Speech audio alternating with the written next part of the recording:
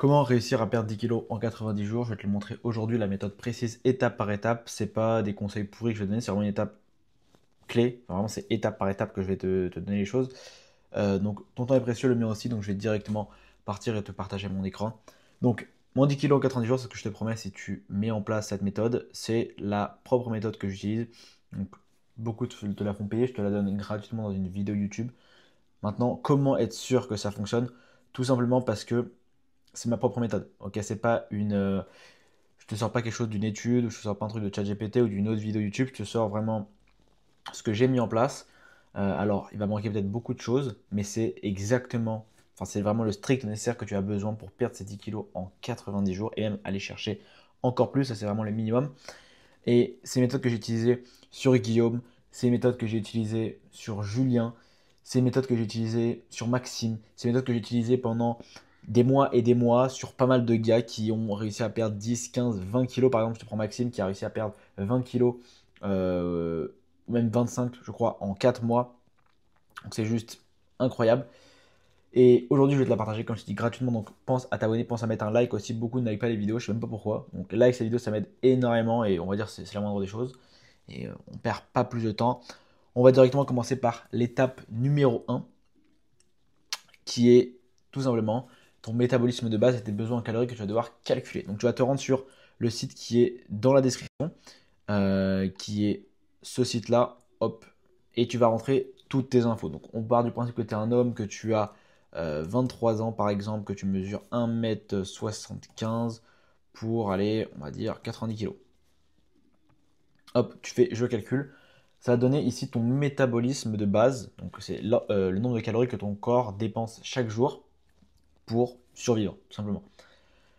Maintenant, on va rajouter un coefficient multiplicateur qui est par rapport à ta dépense calorique.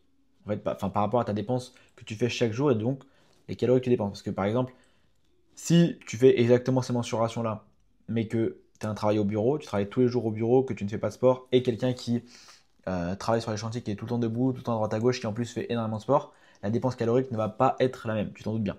Donc ici, tu vas mettre par exemple le nombre là où tu es. Alors, je pense que tu ne seras jamais en très actif ou intensément actif, sinon tu ne serais pas en surpoids. Donc, en général, tu vas être soit sédentaire, soit légèrement actif et peut-être modérément actif. Et si tu mets ton objectif, donc par exemple perte de poids, et ça va directement te calculer ton déficit calorique. Ok, donc c'est bien ce qui est, c'est bien ce qui est avec ce site, c'est qu'il te donne une fourchette. Donc là, on va le situer autour des 2500 calories. Ce qui fait que c'est bon, tu as exactement le nombre de calories que tu dois consommer pour perdre du poids. Aussi simple que ça, tu sais déjà le nombre de calories que tu dois manger. Ça, beaucoup te le feraient payer. Je te donne gratuitement la méthode. Et tu as vu qu'elle est hyper simple. Maintenant, on passe à l'étape 2. Tu vas installer une application. Oula. Tu vas installer une application pour compter tes calories. Donc, tu as MyFitnessPal, tu as Yazio. C'est les deux seuls que je connais, enfin les plus connus. MyFitnessPal est payant maintenant. Yazio est gratuite, mais tu as beaucoup de pubs. Maintenant, ça coûte pas hyper cher, donc en vrai, je pense que ça peut être le meilleur investissement que tu puisses faire. Ça peut coûter, je crois, pour MyFitnessPal, je crois que c'est 4 euros par mois. Yazio, c'est quelques euros pareil par mois. Et c'est vraiment game changer. Donc, si tu n'es pas prêt à investir quelques dizaines d'euros pour ton physique, je suis désolé, mais il y a un problème quelque part, sincèrement. Ok, 10 euros, c'est quoi? C'est même pas un resto ou un fast-food que tu fais par mois, c'est peut-être un kiff en moins. Et ça te permet vraiment d'avancer sur un physique, sur quelque chose que tu veux depuis plusieurs années. On passe à l'étape 3. Maintenant que tu as euh, enfin que tu as installé ces applications, tu vas commencer à compter tes calories intelligemment. J'ai peur qu'il y ait plein de fautes sur le truc parce que je l'ai fait là en rapide il y a 20 minutes. Mais bon, c'est pas grave, on est là, c'est pour progresser. Euh, donc, comment compter tes calories intelligemment? En fait, le but n'est pas de compter tes calories bêtement et de juste, ok, je dois avoir ce nombre de calories là. Le but, c'est qu'il faut que ça te plaise. Donc, il faut que ça te plaise, donc des aliments que tu consommes quand même dans la vie de tous les jours. Et euh, essaye de voilà, cuisiner vraiment ce que tu kiffes. C'est-à-dire que si tu kiffes pas quelque chose, ne va pas le manger. C'est totalement débile. Euh, c'est pareil, c'est parce que tu comptes que tu dois absolument tout le temps rester dans ta diète. Ok, tu peux faire des écarts des fois. Tu peux essayer d'estimer à peu près le nombre de calories que tu as, même si c'est à l'aveugle. Comme ça peut te permettre de sortir par exemple une fois le week-end. pour un peu décompresser et quand même garder un peu cette visu sur ta diète. Quand je dis compter tes calories, c'est pareil, enfin intelligemment surtout, c'est quand tu vas sortir par exemple au resto, et bah diminue les calories sur le jour d'avant ou sur le jour d'après ou même dans la journée pour justement te laisser plus de marge et te permettre de faire un écart contrôlé. Étape numéro 4, tu vois que ça avance très rapidement. On est à 5 minutes de vidéo, donc c'est vraiment très rapide. Maintenant, c'est là qu'on rentre dans les étapes les plus pas compliquées, mais là où vraiment il va falloir que tu écoutes, c'est adapter tes calories et ton cardio chaque semaine en fonction du poids. Donc maintenant que tu as mis tout ça en place, que tu comptes tes calories tous les jours, alors au début ça va être un peu compliqué, tu vas peut-être dépasser, tu vas peut-être te tromper, et c'est au fur et à mesure des erreurs que tu vas te rendre compte de ce que tu fais mal et ce que tu fais bien. Tu vas devoir te peser à jeun le matin pour voir si ton poids diminue. Si tu vois que tu ne perds pas de poids, donc c'est que le déficit calorique n'est pas assez prononcé. Voilà, là on a fait les calculs, donc en vrai c'est pas hyper précis non plus. Donc tu dois tout simplement diminuer tes calories. En vrai je ne te l'ai pas expliqué, je l'ai déjà expliqué sur plein d'autres vidéos, mais je vais te le expliquer ici brièvement. Qu'est-ce qui permet de créer ce déficit calorique? Donc le fait de perdre du poids, c'est que tu vas manger moins de calories que ton corps n'en consomme. Donc en fait tu as ta dépense d'un côté, tu as ta consommation de calories. Il faut baisser la consommation, augmenter la dépense. Et c'est pour ça que je te dis d'adapter tes calories et ton cardio. Si jamais tu vois qu'en ce moment, tu n'arrives pas à baisser tes calories, tu as trop faim, tu as des pertes d'énergie, ne va pas baisser plus tes calories. Tu vas juste pas tenir. Essaye d'augmenter ton cardio. Et quand je dis ton cardio, attention, c'est peut-être pas le cardio que tu penses. On va y revenir justement sur les points d'après. Donc reste bien jusqu'à la fin. Euh, il va falloir justement voilà, que tu adaptes ton cardio si jamais tu vois que niveau de nutrition, c'est pas top. Et inverse, si jamais tu vois que tu fais déjà 1 heure de cardio tous les soirs, que tu n'as pas forcément le temps d'augmenter le cardio, et bien justement diminue les calories ou diminue les écarts euh, pour justement avoir vraiment cet équilibre. Donc tu peux jouer avec deux facteurs pour te permettre de perdre du poids, ce qui est vraiment top. Ensuite, étape numéro 5, une fois que tu as vraiment compris cette notion de déficit calorique, que tu as compté tes calories, en vrai au début, focus-toi sur les calories, c'est déjà quelque chose d'assez compliqué, c'est déjà un gros effort que je te demande. Donc juste fais attention à. Hop. Fais juste attention à ça. Et une fois que tu vois que tu maîtrises ça, que tu commences à perdre un peu du poids, que tu perds 1 kg par semaine ou 1 kg toutes les 2 semaines, ok, tu es en déficit calorique, tu maintiens ça sur le long terme. Et on va passer à l'étape supérieure où on va devoir compter les macros. Parce que les calories, c'est pas vide. Ok, toutes les calories ne se valent pas. 1000 calories avec un burger, c'est pas 1000 calories que tu vas faire avec du riz complet, un blanc de poulet, avec un avocat. Enfin, okay, c'est pas du tout la même chose. Donc, tu as 3 macronutriments, tu as les protéines. Je te recommande entre 1,8 g et 2,2 g par kilo de poids de corps. Donc, en gros, tu prends ton poids de ton corps et tu le multiplies par 1,8, 1,9, 2 ou 2,1. Forcément, plus tu es haut, plus tu as de chances que ça corresponde et que du coup, tu prennes du muscle. Pourquoi? Parce que les protéines sont là. Les protéines, c'est vraiment pour les muscles. Et c'est pour reconstruire tes fibres musculaires que tu déchires à l'entraînement. Donc, très important. Si tu veux pas te retrouver avec un physique tout skinny, sans muscle, parce que oui, c'est important de perdre du poids, mais une fois que tu auras perdu ce poids-là, si tu n'as pas de muscle, bah, il y a moyen que du coup, tu aies un nouveau complexe. Et autant être musclé, alors je dis pas bodybuilder, ok, on s'entend, c'est juste avoir un petit physique convenable. Les lipides, donc c'est en fait le gras, mais les bonnes sources de gras, attention. Donc là, je te recommande entre 0,8 et 1 g, même système que pour les protéines, tu multiplies ça par ton poids de corps. Ça, c'est vraiment pour réguler tes hormones, dont ta testostérone qui est hyper importante pour créer du muscle et pour ton bien-être, simplement, enfin les hormones en règle générale.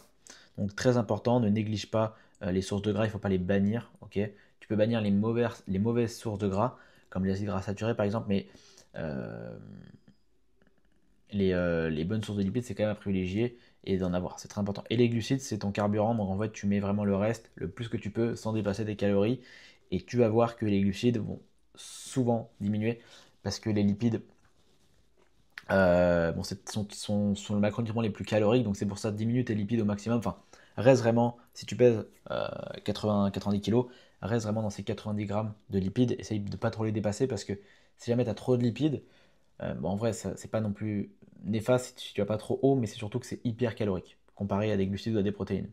Donc ça va exploser ton quota de calories pour pas beaucoup de volume.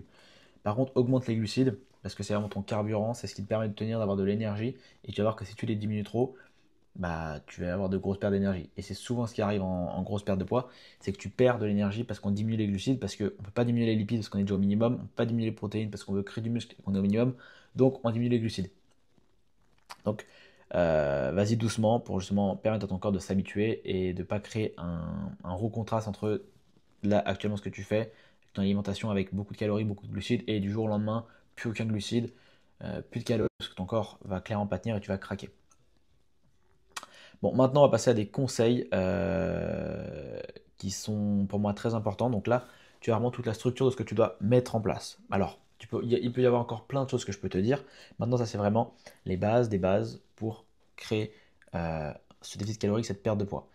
J'aborde tout ça en détail dans plein de vidéos dont je te laisse chercher sur ma chaîne.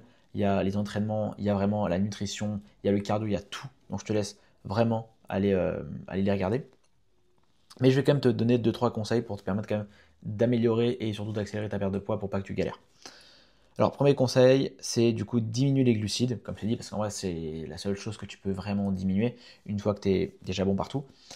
Et augmenter les légumes verts / les fruits. Bon, les fruits sont un peu plus caloriques, donc fais quand même attention sur les fruits, n'en bouffe pas non plus. Ouais, j'ai mis les fruits parce que c'est quand même une bonne alternative surtout pour les trucs sucrés. Mais les légumes verts, c'est vraiment une masterclass. Il y a très très peu de calories pour un volume juste énorme. Donc si jamais tu as trop faim, tu compenses en légumes verts. Ça va pas t'apporter beaucoup de calories. Par contre, ça va énormément te tenir dans le ventre et donc te permettre de tenir plus longtemps sur la journée. C'est blindé en macronutriments, donc très important pour ta santé. Ensuite, traque tout et ajuste en fonction de ton poids. Donc, que ce soit les calories, les dépenses, ça c'est un point que je t'ai déjà dit tout à l'heure, mais que je te le redis. Vraiment, traque tout le temps. Pour ça, je te demande d'installer une application de suivi de calories, tu traques tout. Et si d'une semaine à l'autre, tu vois que tu n'as pas perdu de poids, va voir tes repas. Va voir ce que tu faisais, va voir ce qui t'a permis de perdre du poids. Ou alors, pareil, si jamais tu vois qu'une semaine, bah, tu as les lipides qui sont beaucoup trop hauts ou les protéines qui sont beaucoup trop basses, va comparer tes repas à tes anciens repas où tout fonctionnait bien, où tu arrivais à atteindre ces seuils de macro corrects.